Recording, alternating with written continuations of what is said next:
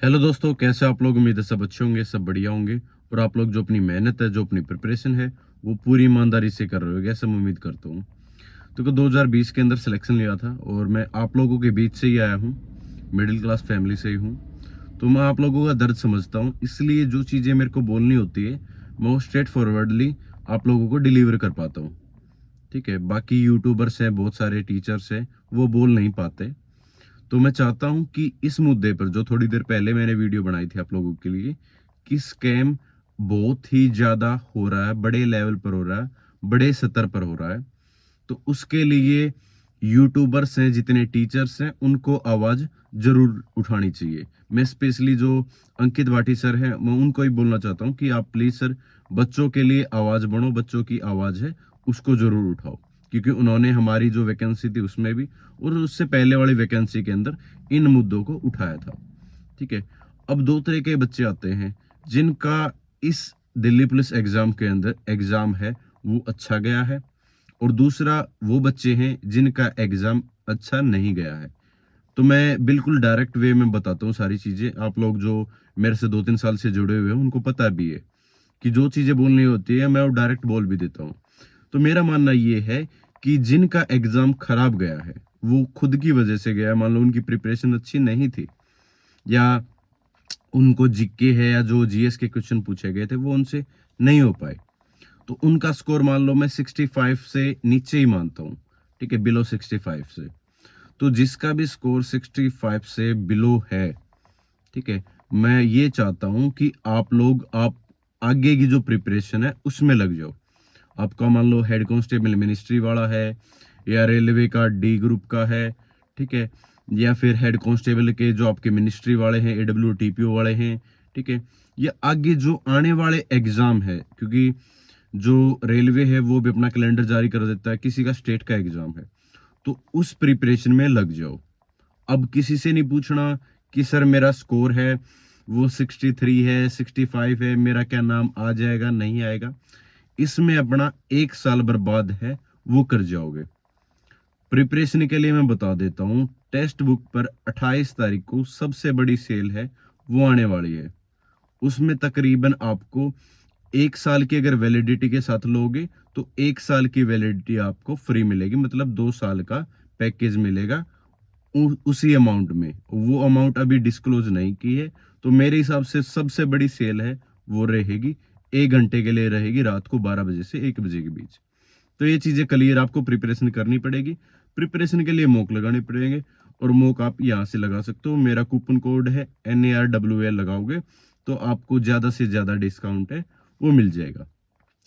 तो क्लियर मैं बता देता हूँ कि जिसका स्कोर 65 से नीचे है, बिलो है, ठीक है, वो आगे की प्रिपरेशन में लग जाना।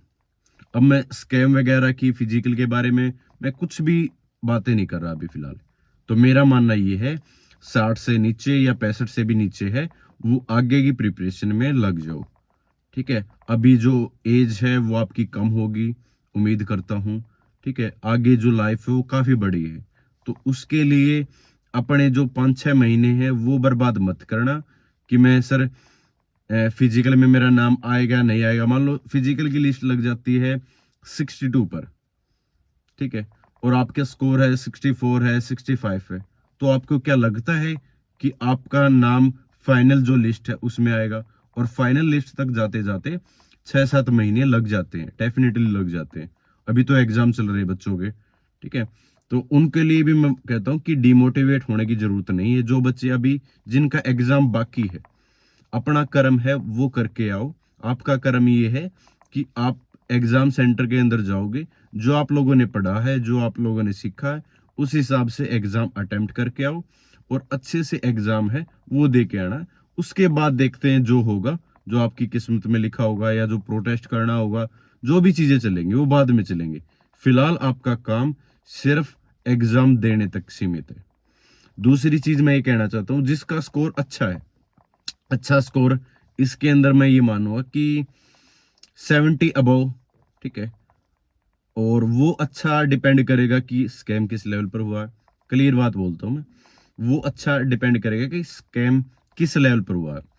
मेरा मानना ये है कि अगर स्कैम कम लेवल पर रहता है तो इतने ज़्यादा बच्चों को नुकसान नहीं कर पाता।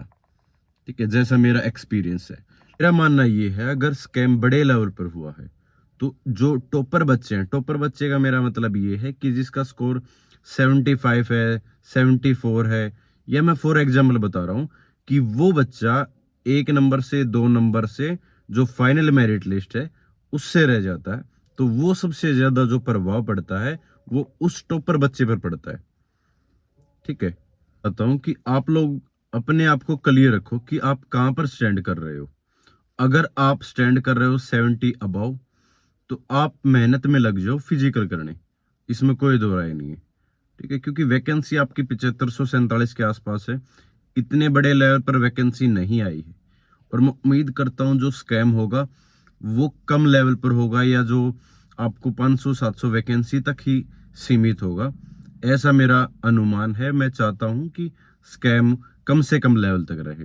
देखो, मेरा पर्सनल तौर पर मानना ये है कि जो स्लॉट बुकिंग वाला ऑप्शन है वो तुरंत प्रभाव से हटा देना चाहिए, और जो आने वाली वैकेंसी है फ्यूचर के अंदर, उनके अंदर भी स्लॉट बुकिंग वाला ऑप्शन नहीं होना चाहिए, ताकि बच्चे एक पर्टिकुलर सेंटर है वो सिलेक्ट ना कर पाए, पर्टिकुलर डेट है वो सिलेक्ट ना कर पाए, रैंडम तरीके से एग्जाम लो जैसे पहले लेते थे, ताकि जो धांधली होने के, जो स्कैम होने के जो चांसेस हैं वो कम से कम बने रहे।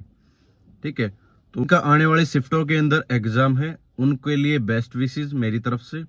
और जिनका एग्जाम खराब गया है उनके लिए मैंने बता दिया कि आगे ही प्रिपरेशन में लग जाओ।